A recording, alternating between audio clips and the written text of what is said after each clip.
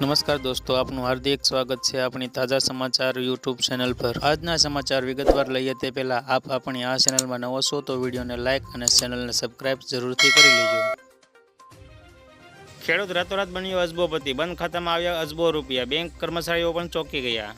ખેડૂત રાતોરાત બન્યો અજબોપતિ। 18 યુપીના ભદોહી જિલ્લામાં એક ખેડૂત રાતોરાત અજબોપતિ બની ગયો। તેના બંધ બેંક ખાતામાં અચાનક અજબો રૂપિયા જમા થયા હતા। પહેલા તો ખેડૂતને વિશ્વાસ ન આવ્યો। તેના મોબાઈલ પર આવેલા મેસેજથી ખેડૂત કંઈ સમજી ન શક્યો હતો। પછી તેણે મોબાઈલ મેસેજ અન્ય કોઈને વંચાવ્યો અને તેને ખબર પડી કે તેના ખાતામાં ઘણા પૈસા જમા થયા છે। જ્યારે ખેડૂત બેંકમાં પહોંચ્યો તો તેની વાત સાંભળીને બેંક કર્મચારીઓ પણ સ્તબ્ધ થઈ ગયા હતા।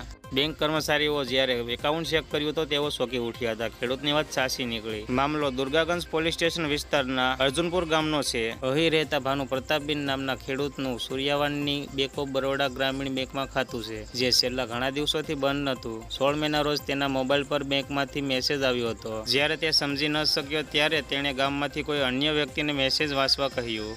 મેસેજમાં લખવામાં આવ્યું હતું કે તેમના ખાતામાં રૂપિયા 99 અબજ 99 કરોડ 94,95,999 રૂપિયાની રકમ જમા કરવામાં આવી છે। આ સાંભળીને ભાનુ પ્રકાશ સ્તબ્ધ થઈ ગયા। તે વિચારવા લાગ્યા કે આટલા પૈસા ક્યાંથી અને કોણે ભેગા કર્યા। પૈસાની સત્યતા જાણવા ખેડૂત સીધો બેંકમાં ગયો। ખેડૂતે બેંક કર્મચારીઓને નાણાં જમા કરાવ્યાની જાણ કરતા જ અફરાતફરી મચી ગઈ હતી।